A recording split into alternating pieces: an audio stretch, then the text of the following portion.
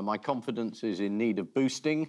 There was a question on a recent tipping point on ITV. The question was, who's the long-standing editor of Private Eye? And the contestant said, Ian Himmler.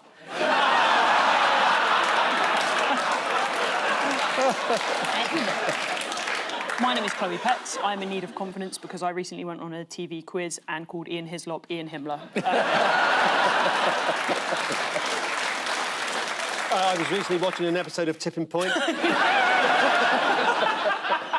And they asked the question, who is the other team captain other than Ian Himmler? And somebody said, Paul Hitler.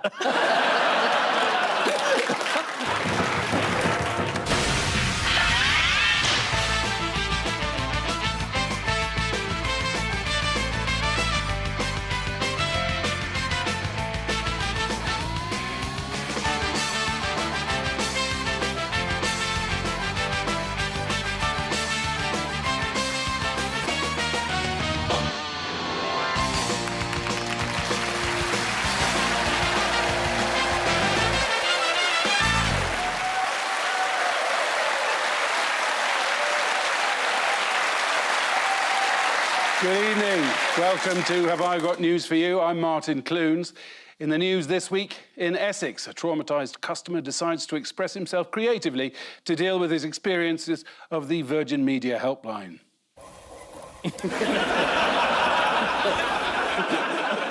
On a visit to Battersea Dogs and Cats Home, there's an unfortunate mix-up with the used and unused cat litter tubs.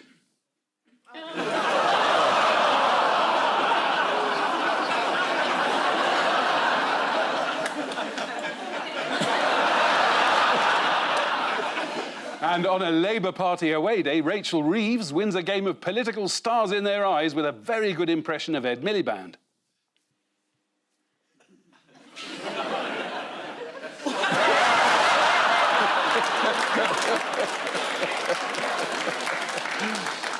On Ian's team tonight is the BBC's chief international correspondent, who often has to pull out of engagements at the last minute in order to report on global conflicts. So it's a good job the world's such a peaceful and happy place at the moment.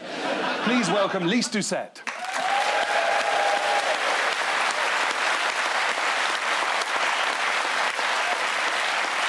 On Paul's team tonight is a comedian and Crystal Palace season ticket holder who says she likes letting out her anger at football matches, being part of a crowd of furious men shouting abuse at the players, so pretty much the same reason Ian goes to Millwall. Please welcome Chloe Petts.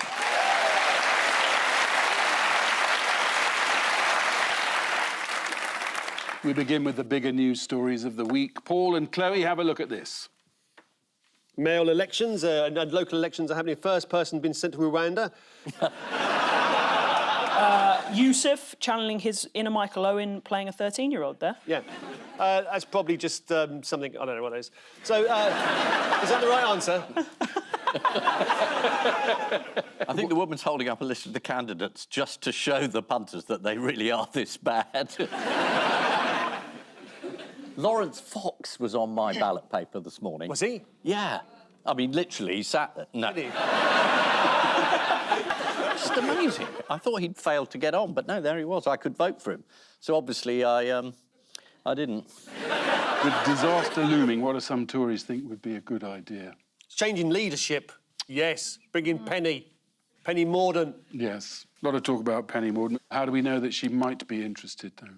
Have they got a new lettuce out? Just a sort of preemptive one. I personally think we should have a constant lettuce going rather than getting them in for the new leaders. And ironically, constant lettuce sounds like the name of a Tory MP. That's a little bit discriminatory. The Greens may say, how about kale? Lettuce has been a gem. Let's get another. They haven't had any gems. According to a source in The Telegraph, there's definitely an operation around Penny. And if there's an operation supporting Penny, what else must there be? Operation Stop Penny. What was the unpleasant surprise for Rishi Sunak last week? He found out he was still Prime Minister. A defection? Yes, defection. It was in the news and everything. Yeah, it was, yeah. Yeah. It was in the... Yeah. The Tory MP defected to Labour. He was a doctor, and he was scandalised by the Conservatives' lack of concern and investment into the NHS. Yeah. That's right, yeah. Yeah. When Labour talked him round, he said, what I like about Labour is the focus they'll put on tackling poverty, poor housing and child health. Yep, he fell for it. I love the idea that he said, this government just really hasn't tackled any of these issues, and we thought, you've been in it. Rishi Sunak's not giving up. He's got his crack social media team to work. Do you know what they've been doing? They put out a video to explain the national insurance bonus to us all. We're all going to get 900 quid. Yeah, so they put out a video. We got it. Have a look. Oh, we got it, yeah. Oh, Oh, yeah. boy, yeah.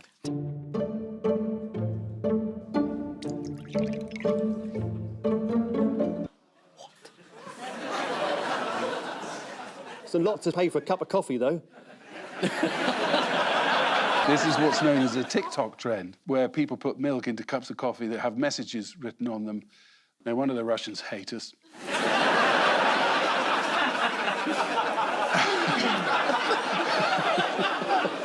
But what's the really good news as far as Rishi Sunak's concerned? The first immigrant has been flown to Rwanda, and just Volunteered volunteered to Yes. go. Paid. £3,000. Yes, That's volunteering. I think he's getting expenses. So what, that's just for the first month? Yeah, and then he has to do Airbnb. I can just see a wave of 18-year-olds pretending to be failed asylum seekers. So they get paid £3,000 to go on a gap year to Rwanda. I would have taken a Jaeger bomb to go on a gap year to Rwanda.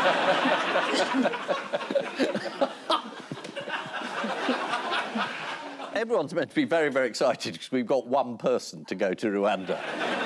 Yeah, but we didn't get... We Hasn't been yet, though. We got one person to go to Rwanda, but they When did leaked he it like the night before local elections. So like they clearly sort of leaked it on purpose to be like, our Rwanda policy is working. But it just feels like when my dad thought it was a parenting win when he paid me £5 to shut up. It's that sort of, that's all it cost, Paul.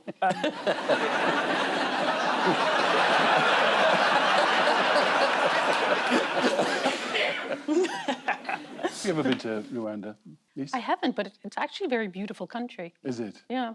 Is it safe? Well, Britain has decided it's safe, so I guess it must be. That's why they didn't send you. Well, Do you turn up at countries and people in the airport go, oh, shit, it's Lyse Doucet. Incoming. actually, did you see how people in the audience started leaving when I showed up? I haven't been to Rwanda, but I have been to Swindon. And Yes. About £3,000 as well. But I just think tell the asylum seekers that they'll be going there, and that's enough of a deterrent. Yes. I mean, the ones who have come in are now going off to Ireland because we've got this porous border, which everyone insisted on. 3,500 have gone across the border. So if I had £1 for every one that crossed the border, then I could send someone to Rwanda. It's working. And staying with abroad, what's happening in Scotland?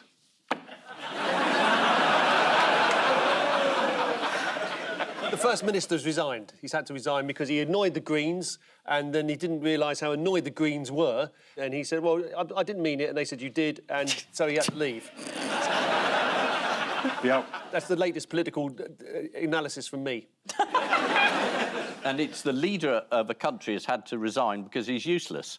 I mean, that's not going to be a good precedent. It's a terrible trend. It is as complicated as Paul said. Yeah. The BBC immediately sent Chris Mason up to Edinburgh to explain what's going on, but he seemed more interesting in just sort of popping in and out of the shot like a cheeky little news goblin. Have a look at this. And that is why its political rivals are seizing this moment. Ah, yes, the general election. This would be a sticky moment at any time, and its consequences will be felt here in Scotland and beyond.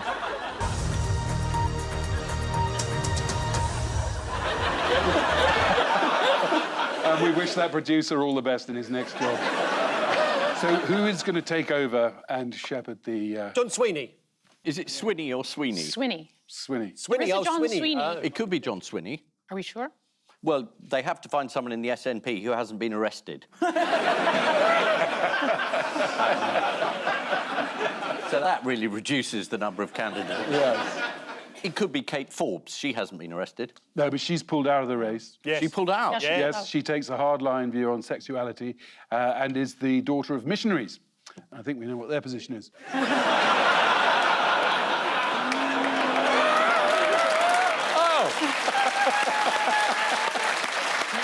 Oh, yes. I thought you were going to do the pulled out joke. Well, it was there. I just backed away from it. Anyway, it's a shame for Hamza Youssef because it all started out so well.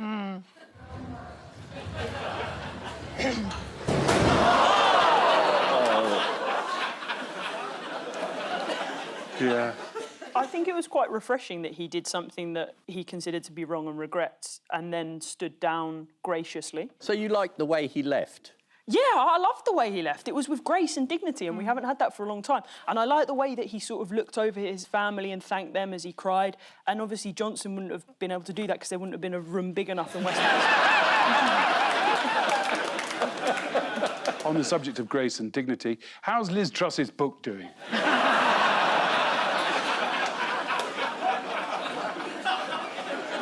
Better than we hoped. Yep, it's at number 70 in the bestseller list. It sold 2,000 in its first week. Can you name any of the 69 books ahead of it in the bestseller list? Is it the air fryer book? It is. It's the ultimate air fryer cookbook.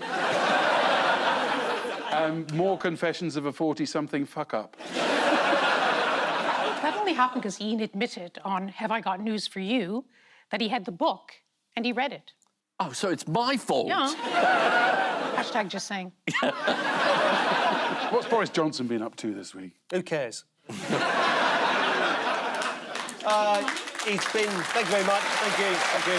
Thank you very much. Thank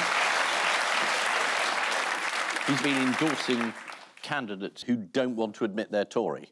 These local mayors, Yes, Ben Deeside Houston and and, yeah. Andy Street, who basically saying, vote for me, I'm a mayor. Yes. I'm also a member of the... and they don't like Sunak. So he hasn't visited those constituencies. He hasn't visited them, but they both got they don't Boris say they're in. yes. So Boris goes to say, I'm not Conservative either. I'm an idiot. Did Boris forget to take his ID to the polling station?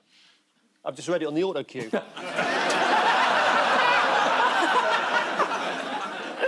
You pick up a few tricks when you've been in the show for a while. Boris and Carrie, they celebrated their son's fourth birthday. Which birthday? His son's 44. Well, his oldest is, must be. Yeah. No, it was him and Carrie's son's fourth birthday. All sorts of entertainment on offer, including someone who spent the whole afternoon trying to amuse people in a foam rubber dinosaur costume. Oh. They all said it was nice of Nadine to help out. So, would you like to see the disgraced former Prime Minister Boris Johnson in hell? Yes. Someone on Twitter has been finding depiction of Boris Johnson in Hieronymus Bosch paintings. Here he is in hell.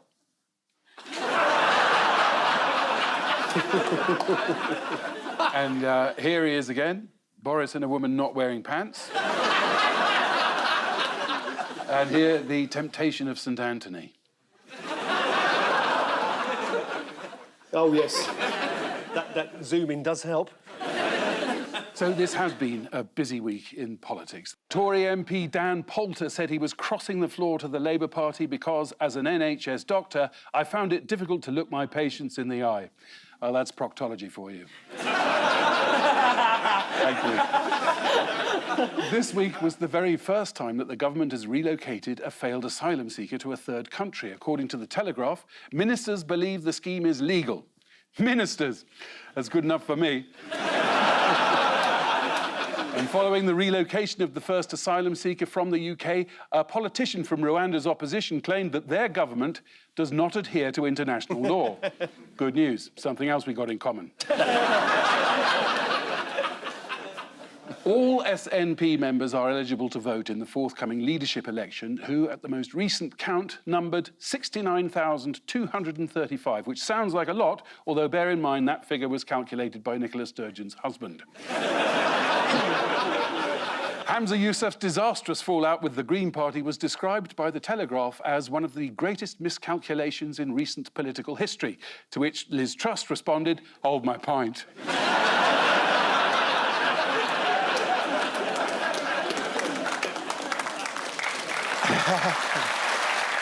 Ian and Lyse, take a look at this. That's Columbia University tented encampments. The protests. The revolution will be catered. It's an extraordinary moment in the United States, in student politics. People are talking about comparisons to the Vietnam War, where students became very politicized. But there are also Jewish groups on campus who are worried about their security. So unlike the Vietnam War, there's different points of view. And it's quite astonishing the way it's gone from New York to California, then to Utah, Texas. It's really spreading across the United States. And will soon be coming to a university near you. Yeah, but the weather's not so good, is it? And it's all connected to the Gaza war. Student activists want companies to stop doing business with Israel and want their colleges, many with massive endowments, to stop investing in those companies. Oh, and the sit-in students at Columbia University also want some refreshments. Why should the university be obligated to provide food to people who've taken over a building? Well, first of all, we're saying that they're obligated to provide food to students who pay for a meal plan here. But you mentioned that there was a request that food and water be brought in, unless I misunderstood. To allow it to be brought in, I mean, well, I guess it's ultimately a question of what kind of community and obligation Columbia feels it has to its students. Do you want students to die of dehydration and starvation or get severely ill, even if they disagree with you? If the answer is no, then you should allow basic, I mean, it's crazy to say because we're on an Ivy League campus, but this is like basic humanitarian aid we're asking for. Like, could people please have a glass of water? The fella behind us too skinny to keep his jeans up.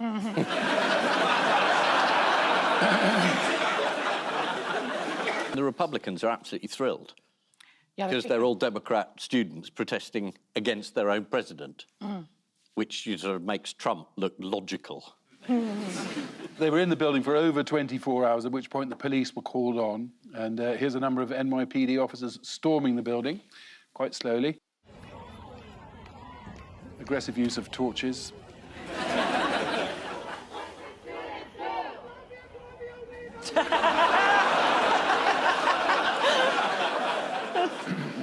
How has Lord Cameron of Chipping Norton described the terms of a planned ceasefire agreement? He's described it as very generous. And in other words, Hamas should accept it now, release all the hostages, and get aid into Gaza. And Netanyahu, who's been very helpful defining what a ceasefire is, said that if there is a ceasefire, they'll still attack southern Gaza. And I always thought if there was a ceasefire, that meant you ceased firing. But I've misunderstood this, and Netanyahu's made it pretty clear. Temporary ceasefire. A temporary ceasefire. Truce. Truce. I'll tell you what I think we need now is a quick roundup of good news stories from around the world. Fingers on buzzers, let's have a good news quiz. Excellent. Why have I got buttons? I don't know. Press them and see what happens. God, this is extraordinary. It's like finding out Horizon had remote access to the post offices.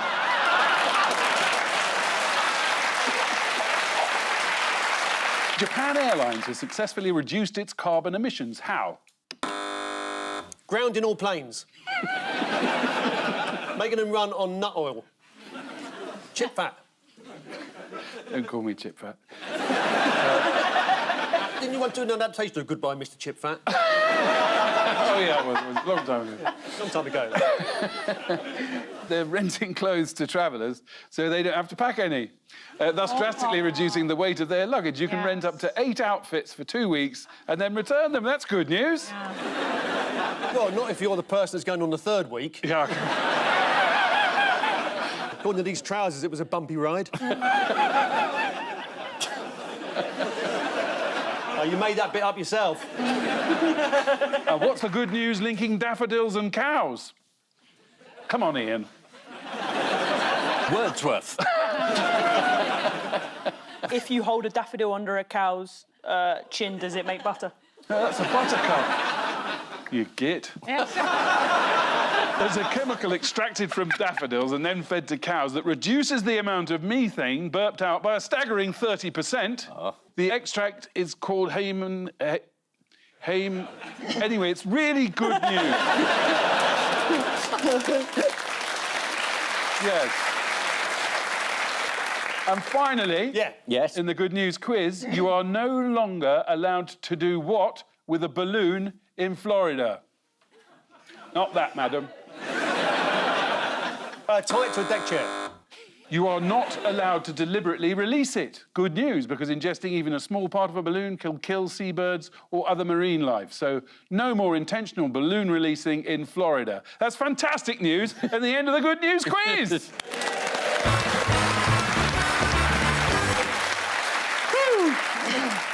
Staying in the United States, and the White House Correspondents Association dinner has come round again. Their opportunity to hear a series of satirical jokes of varying quality being delivered. Let's see how President Biden did with his material. The 2024 election is in full swing. And yes, age is an issue. I'm a grown man running against a 6-year-old. Not a belter, was it? Sometimes I think long words exhaust. Have you heard him try to get to infrastructure? It is said that when Barack Obama made a joke when he was in power at President Trump's expense, that moment, it's said that that's when he decided to run for president, to get his revenge. Speaking of Donald Trump, what might happen to Donald Trump this week? Well, he's on trial at the moment, isn't he? He keeps falling asleep during the trial. But that's because he's anti-woke.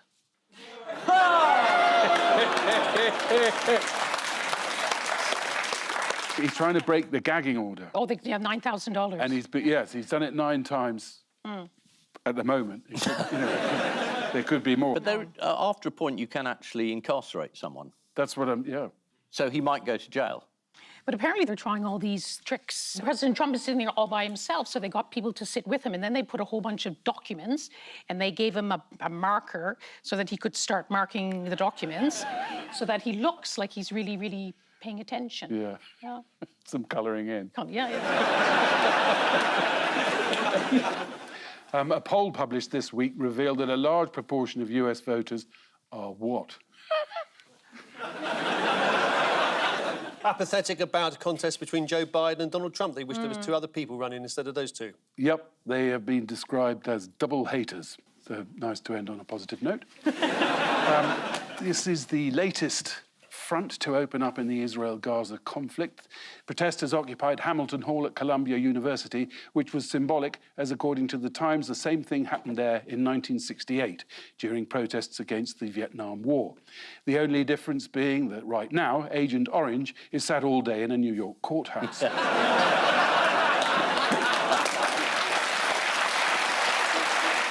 According to the New York Times, after an instruction from the mayor, the police began the process of clearing the students. Poor sods. If it's anything like my day, some of them will end up doing agriculture at Bournemouth. In recent weeks, staff have been concerned that Joe Biden's slow shuffling round the presidential garden is making him appear old and doddery. In fact, he looks so frail that Captain Tom's daughter has started building a spa on the White House lawn. Lyse, it's a little-known fact about you that you used to play a certain winter sport to a very high level, didn't you? Curling. Curling. Curling. Yeah. Well, it also brings us neatly to round 2, which is the curlingometer of news. Oh, really? Oh, yeah. Fingers on buzzers. Here comes the first one. Oh.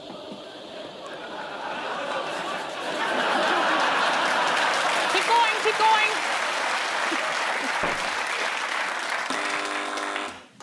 Oh, this is the strange object, which is a Roman antiquity, which was recently dug up, but I don't know what it is. It's a dodecahedron, actually. Oh, dodecahedron, Yeah. It's a curling puck before they got good. Yes. It means it's got 12 sides. Yes. As 33 of these dodecahedrons have been found in the UK, but this is one of the largest at 8 centimetres, discovered by a member of a local history society in the village of Norton Disney, near Lincoln. It's like Euro Disney, but less shit. I think that they're putting out all of these different sort of theories on what it is and think it's significant. It could just be ornamental. Like in 2,000 years, civilizations are going to like dig up loads of live, laugh, love signs. It's just that. Yeah. The head of the Norton Disney History and Archaeology Group, Richard Parker, nosy to his friends, He told the BBC that it was for magic, rituals, religion, we may never know. Ian, what do you think it's for? It's a candle holder. And it's very clever. They're different sizes of candles. You can turn it around, and it was invented by Gwyneth Paltrow. Unfortunately, some of the smells have been lost. In other ancient news, what was discovered this week that revealed Plato's last words? Oh, it was a scroll in Pompeii. This is the sort of topical news quiz I like. Yeah. There are a lot of burnt manuscripts, but they've developed a new sort of laser reading technique, and they can tell what's on the scrolls. It's got Plato's last words, in which he's complaining about someone playing the flute. So you think, gosh, I wonder if Plato had something really profound to say before he died, and it was, that girl's useless at the flute. Well, you know, famous last words, you've got to be careful, you know, because you could think of a sort of epithet that you say, well, I'll say that just before I die, and then I'll be famous last words. But you never know, because, you know, your last words might be, I keep thinking it's Tuesday. And then you're gone, you've ruined it. Does anyone recall the singer and actor Adam Faith's poignant last words? Yes. Yes, he said, there's a lot of shit on Channel 5, isn't there?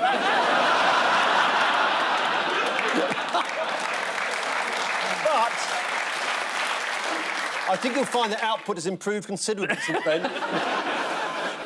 And in other Discovery news, what did another treasure hunter find this week on a beach in Cornwall? Was it a man with a metal detector who found another metal detector that had been hidden on the beach? It's a 13-year-old beachcomber has finally ended a 2-year hunt for the holy grail of Lego, this octopus. Oh, yes. That's right, yes. There was the ship sank years ago, decades ago, and all this Lego floated away. That's right. Yeah. It was known as the Great Lego Spell of 1997. Yeah. The onboard crew were bricking it. Are they going to deport this octopus now? Send him off to Rwanda on his own plane. Bye, Squiddy. So this is the news that a dodecahedron discovered near Lincoln is confusing Roman scholars. If you're unsure what possible purpose this could serve, Lincoln is an administrative centre in the north of England. The artefact was found in the village of Norton Disney. Although if you missed the story, you can always catch up with it on the local news channel Norton Disney +1. According to a newly unearthed papyrus scroll from Herculaneum, Plato spent his last evening listening to a child learning how to play the flute, so it's quite possible that he killed himself. Fingers on buzzers, teams, here we go.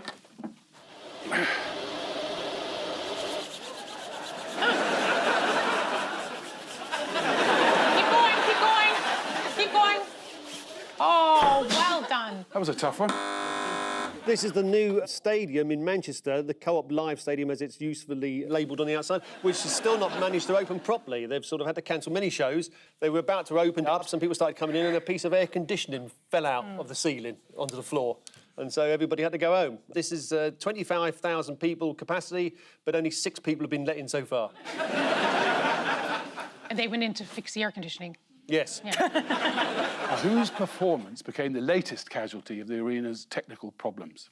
A boogie with a hoodie? Absolutely, yeah.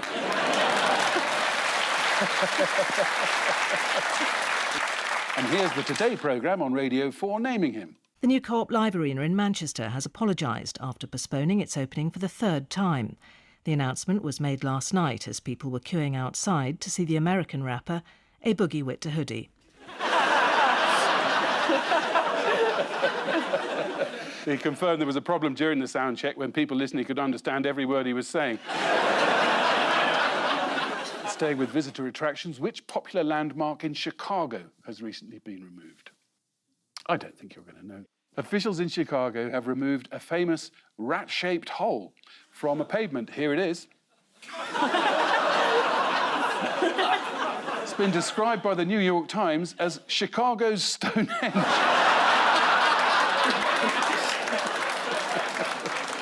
According to the Mail, cancelled acts at the Co-op Live Arena included Peter Kay and Olivia Rodrigo, and if that wasn't bad enough, the Rick Astley gig went ahead. After a concert by American rapper A Boogie Wit to Hoodie was cancelled,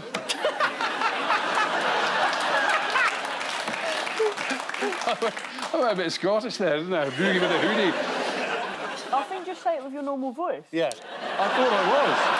A boogie with the hoodie. Oh, no, it's hard, yeah. Yeah. A boogie with a hoodie. No, da hoodie. After a concert by American rapper, a boogie with the hoodie was cancelled.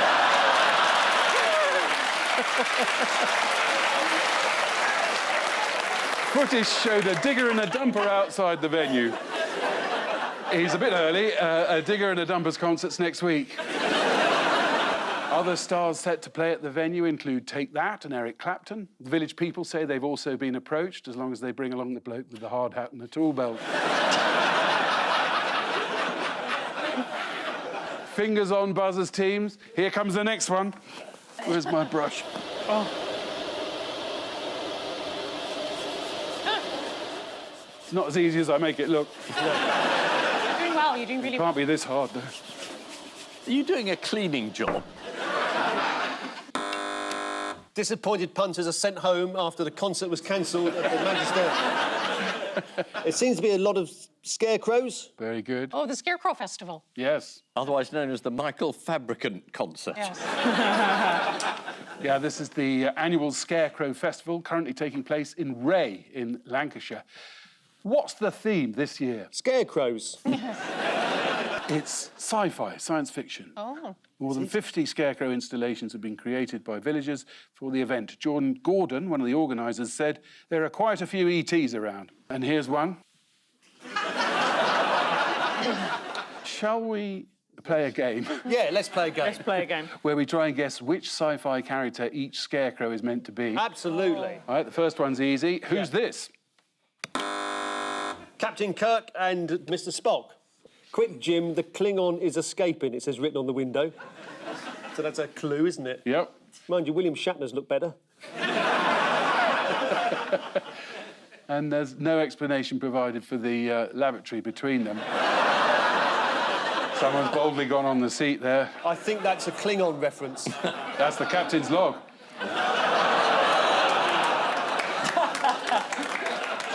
Who's this? Remember, it's sci-fi. Oh, that's Alien, isn't it? That's got to be the alien bursting out of John Hurt's stomach. That's it? Didn't look anything like that in the film. Don't remember him wearing a flannelette pyjama top. Finally, who's this one? That's you. I think that's Princess Leia. You're right. Oh, yes. That looks really quite tasty.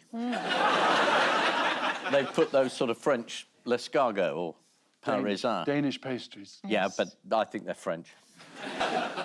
This is the news that a village in Lancashire is hosting its annual Scarecrow Festival. The Ray Scarecrow Festival starts each year with a 10-kilometre road race as people desperately try to get away from the scarecrow enthusiasts. So time now for the odd one out round, just one between you this week. Your four are Agatha Christie, Richard Madeley, Anne Widdecombe and Marjorie Proops. Well, like Agatha Christie, obviously world-famous crime novelist. Marjorie Proops was an agony aunt for the Daily Mirror for decades. I've got a feeling that Anne Widdecombe's written a crime novel. Richard Madeley, with Richard and Judy's book club, he might have... I say Marjorie Proops is the odd one out because all the others have written crime novels. No, it can't be that. Is he right? No. No. Okay. I think it's agony aunts. There was a piece saying that Agatha Christie, her first job during the war, she worked on a paper. She was a nurse, I think, and she wrote an agony aunt. People would tell her their problems, and she'd say, kill them with arsenic. And I think they've all been agony aunts. I think Anne Widdecombe dispensed old-fashioned advice, like pull your socks up, shut up, you wimp. Why don't you go and jump in a lake, you loser?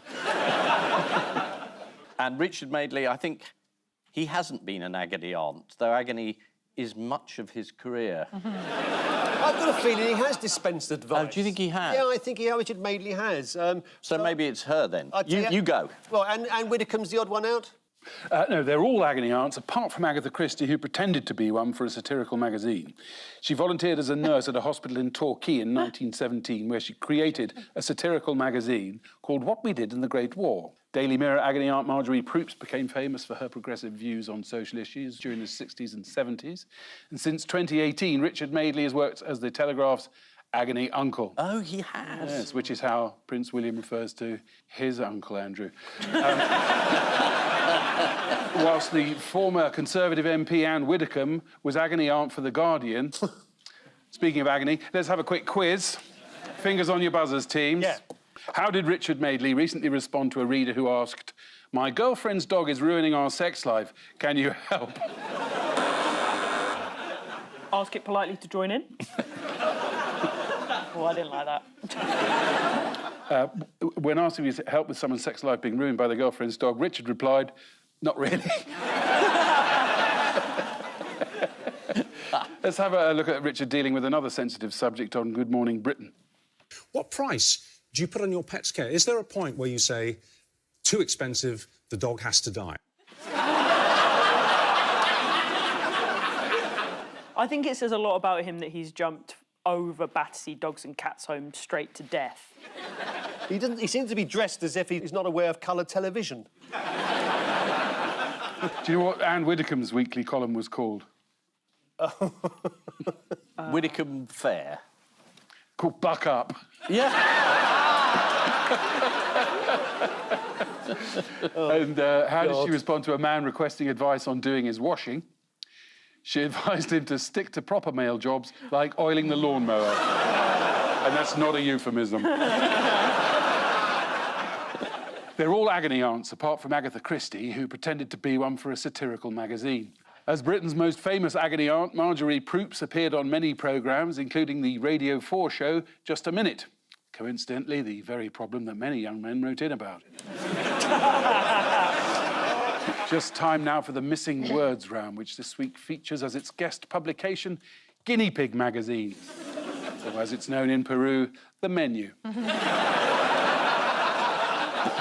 And we start with, you can tell your guinea pig is annoyed if what? Starts making faces behind your back. Yeah. It's loading the dishwasher more loudly than usual. You can tell your guinea pig is annoyed if it launches a flying tackle. Yep. This is from a full-length article in Guinea Pig magazine all about how to keep your favourite fluffy pet feeling relaxed and happy. Now that, Lyse, that's proper journalism.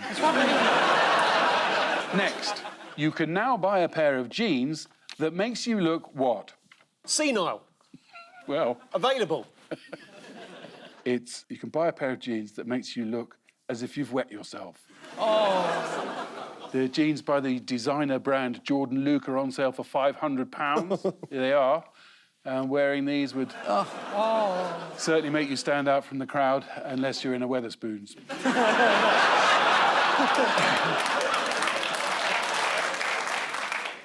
Next, when what, always do so bum first. Well, this is either public school or it's going to be...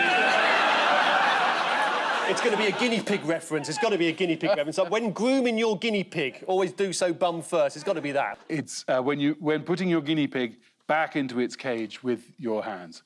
Although, to be honest, it's hard to put the guinea pig back in the cage if you've already gone in bum first. I'll vouch for that. It's good stuff. Next, residents in southwest London terrified by what? Geordie who got lost and strayed into Putney. Is it by thought of not being able to get a taxi? Lidl.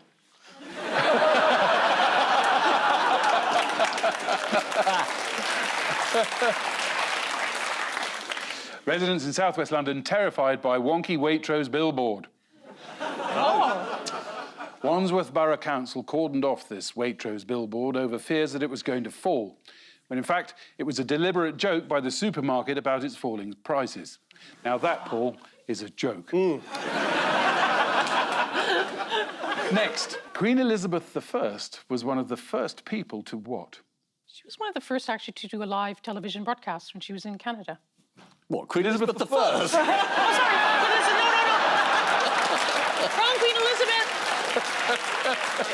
Queen Elizabeth was one of the first people to own a guinea pig. Yes! Come on.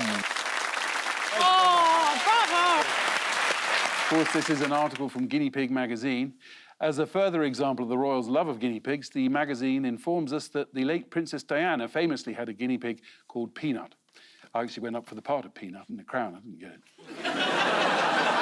it. Next, what the size of a dolphin found in Essex? 2 half dolphins.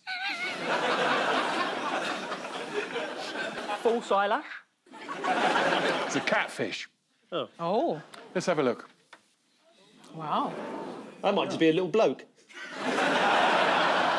That's going to make the best Tinder profile picture that anyone's seen. OK, next. You can what with just 2 toilet rolls? You can re-experience the thrill of the Liz Truss government with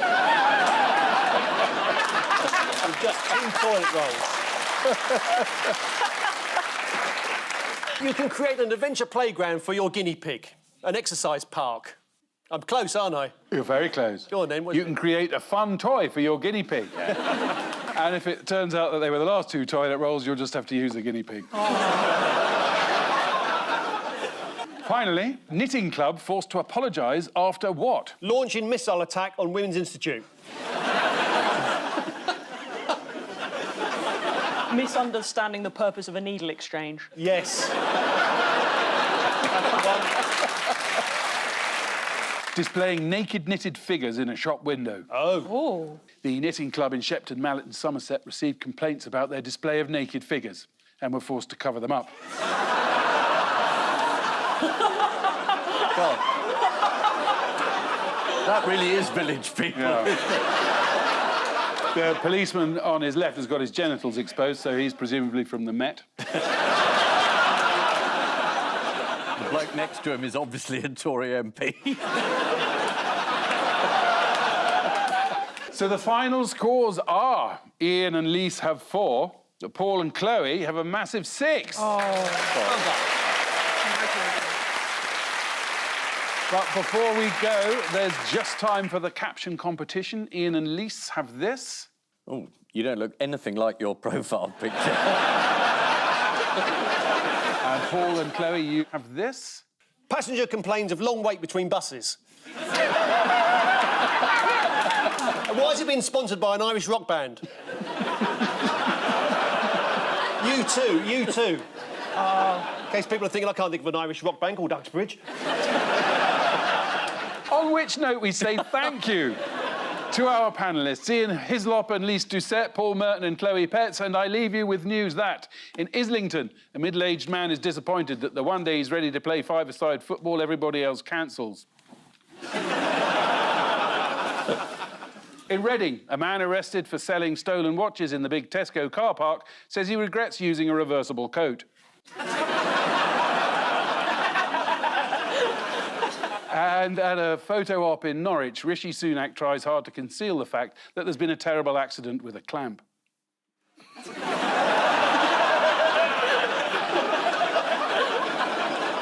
Good night.